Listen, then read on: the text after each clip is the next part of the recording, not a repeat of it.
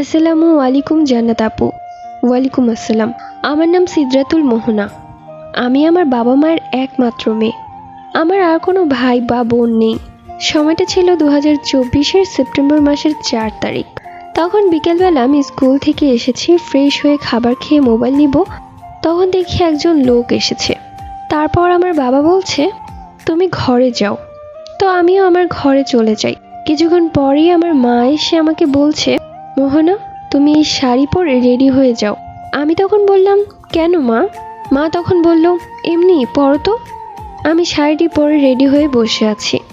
তার কিছুটা সময় যাওয়ার পর আমার মা এসে বলল, কিছু মানুষ এসেছে, তুমি ওদের সামনে চা আর বিস্কিট নিয়ে যাবে।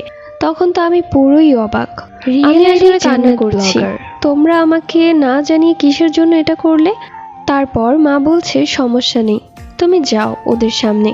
তোমার যদি পছন্দ না হয় তাহলে আমরা তোমাকে জোর করব না।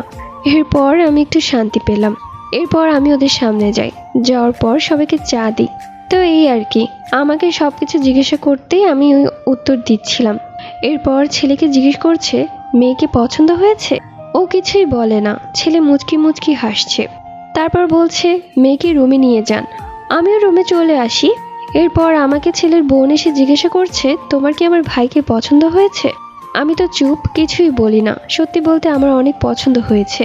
তারপর আমি বললাম। আর ওইদিকে ছেলেকেও জিজ্ঞেস করছে, মেয়ে পছন্দ হয়েছে? ছেলেও বলেছে। যাই হোক, এরপর একটা রুমের মধ্যে ছেলেকে পাঠানো হয়, মানে আমাদের কিছু কথা বলার জন্য। আমি খুব খুশি, কারণ আমারও ওকে অনেক পছন্দ হয়েছে এবং তারও আমাকে অনেক পছন্দ হয়েছে। তো যাই হোক, এর কিছুদিন পর আমাদের পারিবারিকভাবে একটু সামান্য আয়োজন করে বিয়ে হয়েছে। বিয়ে হয়ে যাওয়ার পর আমি আমার শ্বশুর বাড়িতে চলে যাই। আর হ্যাঁ, আমার শ্বশুর বাড়িতে কেউ নেই, মানে আমার শ্বশুর শাশুড়ি অনেক বছর আগেই মারা গেছেন। আমার হাজবেন্ড আর তার একটা ভাই আর একটা বড় বোন আছে। ওদের দুজনের বিয়ে হয়ে গেছে। শুধুমাত্র আমার হাজবেন্ডেরই বাকি ছিল। আমার হাজবেন্ডের বিয়ে হয়ে গেছে এখন। যে যার সংসার নিয়ে আলাদা থাকে। তো এরপর আমার হাজবেন্ড আমাকে অনেক বেশি ভালোবাসে, অনেক বেশি কেয়ার করে, যা বলার মতো না। আমাকে তো কোনো কাজই করতে দিত না, উল্টো সে আমাকে সব কাজ করে দিত। তারপর অফিসে যেত।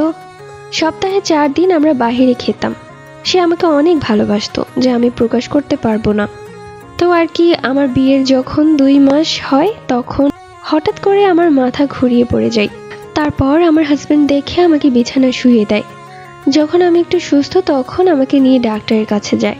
তারপর ডাক্তারের কাছে সবকিছু খুলে বলার পর ডাক্তার বলছে, খুশির সংবাদ, আপনি বাবা হতে চলেছেন এবং উনি মা হতে চলেছে। এটা শুনে আমরাও পুরোপুরি অবাক, মানে অনেক খুশি হয়েছি। এত খুশি হয়েছি যে আমি আমার হাজব্যান্ডকে একবারে ধরে কান্না করে দিয়েছি। তো যাই হোক, সে আমার প্রেগনেন্সির টাইমটাতে অনেক বেশি কেয়ার করতো। একদম গোসল করার পর আমার জামা কাপড় ধুতে দিত না, ধোয়ার জন্য সেই ধুয়ে দিত। তারপর 9 মাস পর হঠাৎ আমার পেইন উঠে, আমাকে হসপিটালে নিয়ে যায়। এরপর আমাকে ভর্তি করা হয়। দীর্ঘ 2 ঘন্টা পর আমার সিজার হয়। আলহামদুলিল্লাহ, আমার একটা ছেলে বাবু হয়। তো সে তো তার ছেলেকে অনেক বেশি ভালোবাসে, সে যেন চোখে হারায়। তো আমার ছেলের বয়স যখন 3 মাস তখন আমার খালা আমাদের বাসায় আসে। আমার খালাকে তার ছেলেমেয়েরা থাকতে দিবে না, অনেক সমস্যা। তো আমার আবার খুব মায়া হয়। আমার এই মায়ার কারণেই আজ আমার জীবন ধ্বংস। আমি তখন খালাকে বললাম, আমাদের বাসার নিচতলা খালি, তোমরা আসতে পারো। তো তারা আসলো। আমার খালার আবার একটা মেয়ে ছিল। মেয়েটার মিনিমাম 17 বছর হবে। আমার ভেতরে আবার এত প্যাচ ছিল না। আমি সবাইকেই বিশ্বাস করে ফেলি। ও আমার রুমে আসতো। আমার খালা যখন থেকে আসলো তখন থেকেই আমার হাজবেন্ড কেমন জানি হয়ে গেছে। আমি তাকে সন্দেহ করি।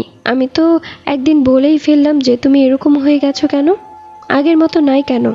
আমাকে কত অবহেলা করো, আর আমার ছেলেটাকেও বেশি আদর করো না, কিসের জন্য? সে তখন বলে আমাকে নাকি তার আর ভালো লাগে না। এই কথা শোনার পর আমার মাথায় আকাশ ভেঙে পড়েছে। সে বলে কি এসব কথা? এই কথা শুনে তো আমার কান্নায় চোখ ভিজে যায়। আমি কান্না করতে করতে শেষ। তখন আমি বলি, তোমার যখন আমাকে ভালোই লাগে না, তো আমি আমার বাবার বাসায় চলে যাই। সে কতটা নিষ্ঠুর হলে বলে, তুই চলে যা। তখন তো আমার মাথায় রাগ উঠে যায়। তুই আমার সাথে এরকম করছিস কেন? তখন সে আমার গায়ে হাত তুলেছে, আমার গালে একটা থাপ্পড় মেরেছে। থাপ্পড়ের বেগ এত জোরে ছিল যে আমার ঠোঁট কেটে যায়। তারপর আমি আমার ছেলেকে নিয়ে বাবার বাসায় চলে আসি। আমার মা এই অবস্থা দেখে পুরোই অবাক। আমার মাকে সবকিছু খুলে বলি, আমার মা একদম রাগে লাল হয়ে গেছে। তারপর আমার বাবার কাছে সবকিছু খুলে বলি। আমার বাবা তখন সেখানে গিয়ে ওর গালে ঠাস করে একটা থাপ্পড় মারে। এরপর আমার বাবা বলে, আমার মেয়েকে এখন তোমার কিসের জন্য ভালো লাগে না? তখন সে বলে যে আমার খালাতো বোনকে নাকি সে ভালোবাসে, তারা দুজন দুজনকে ছাড়া নাকি বাঁচবে না। তখন আমি ভাবি, আমি কিভাবে বাঁচবো ওকে ছাড়া? আমার কথা না হয় বাদই দিলাম, আমার ছেলের কি হবে, আমার ছেলের ভবিষ্যৎ কি হবে, সে একবার সে চিন্তাটাও করলো না। আচ্ছা যাক, সে যেভাবে ভালো থাকতে চায় সেভাবে ভালো থাকুক। আজ আমার ছেলে 14 মাস, আজ পর্যন্ত একটা ফোন বা মেসেজ দেয়নি সে আমাকে। আমার ছেলের জীবনটাকে ও এভাবে নষ্ট না করলেও পারতো। আমার ছেলেটাকে যে দেখে সেই বলে এত সুন্দর ছেলেকে রেখে কিভাবে থাকে, সে তো পাষাণ, তার জন্য থাকতে পারে। এখন আমি ভাবছি যে তাকে ডিভোর্স দিয়ে দিব, তা না হলে আর কি বা করব। আমাকে নিয়ে সে তো আর থাকতে চায় না। এরপর সে আমাকে তার বাচ্চাটার একটা ভিডিও দিয়েছে। মাশাআল্লাহ, বাচ্চাটার চেহারাতে কি যে মায়া! আমি আসলে দেখে ভাবছিলাম যে এত মিষ্টি একটা বাচ্চাকে রেখে কিভাবে তার বাবা এভাবে থাকতে পারে। তারপর আপুটা লিখেছে, এই যে আমার ছেলেটা পুরো বাবার মতো হয়েছে। আপু, কষ্ট করে একটু বলিয়েন যদি আপনার মনে হয় তাহলে। আর অনেক বানান মনে হয় ভুল হয়েছে, তার জন্য সরি। বাচ্চা কান্না করছে তার জন্য তাড়াতাড়ি লিখেছি। আরও অনেক কথা ছিল কিন্তু বাচ্চার জন্য লিখতে পারিনি। বাবু খুব বিরক্ত করছে। যাই হোক, তোমরা তো জানো এখন আমি ভৌতিক গল্পগুলো নিচ্ছি সব, মানে ভৌতিক গল্পগুলো শেষ করে তারপরে জীবন গল্প বলতাম। কিন্তু এই আপুর স্টোরিটা পড়ে আমার এত বেশি মন খারাপ হয়েছে যে আমি আসলে এই আপুটার স্টোরিটা আপলোড না করে পারলামই না। তো তোমরা সবাই এই আপুটির জন্য দোয়া করো। আর আমারও মনে হচ্ছে যে আপনার তাকে ডিভোর্স দিয়ে দেওয়া উচিত। যেই লোক তার বিবাহিত স্ত্রীকে রেখে অন্য কাউকে ভালোবাসতে পারে, সে আর যাই হোক কোনো পুরুষের কাতারে পড়ে না, সে হচ্ছে একটা কাপুরুষ।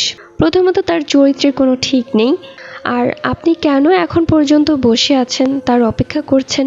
আপনার জায়গায় অন্য কেউ থাকলে, যেদিন সে আপনার সামনে অন্য মেয়ের কথা বলেছে প্লাস আপনাকে মারধর করেছে, সেই দিনে আপনার উচিত ছিল আইনি ব্যবস্থা নেওয়ার। এইসব লোকদেরকে আপনি বা আমরা কেউ পারবো না ঠিক করতে, কেননা জন্মগতভাবে চরিত্র খারাপ থাকলে যা হয় আর কি। আইনই পারবে শুধুমাত্র এদেরকে সোজা করতে। তো যাই হোক, আমি মনে হয় একটু বেশি বলে ফেললাম, বাট আপুর স্টোরি পড়ে আমার অনেক বেশি রাগ হয়েছে সেই লোকটার ওপর। কি করে পারলো? বিয়ের পর এত ভালোবাসা, এত আদর যত্ন, বাবু হওয়ার পরও তো ঠিক ছিল, তাহলে আপনার খালাতো বোনের কারণে সে আপনাকে ধোকা দিল? আসলে এই স্টোরিটা থেকে আমাদের শিক্ষা নেওয়া উচিত, নিজের সংসার নিজের হাতে সামলিয়ে রাখতে হয়। কোনো আত্মীয় যতই আপন হোক না কেন, সে যেন আপনার সংসারে কোনোভাবেই নাক গলাতে না পারে, সেই দিকেও চোখ রাখুন। সো যারা যারা বিবাহিত আপুরা এই স্টোরিটা শুনেছো, তোমরাও সাবধান হয়ে যাও। কারণ একটা পুরুষ যতই ঠিক থাকুক না কেন, অন্য একটা মেয়ে এসে যদি তাকে উল্টোপাল্টা ইঙ্গিত দেয়, সে কিন্তু পিছলে যাবেই। আবার সব পুরুষ কিন্তু এক হয় না। যার চরিত্র ভালো সে একজন ভালো হাজব্যান্ড হয়ে থাকতে পারে। সো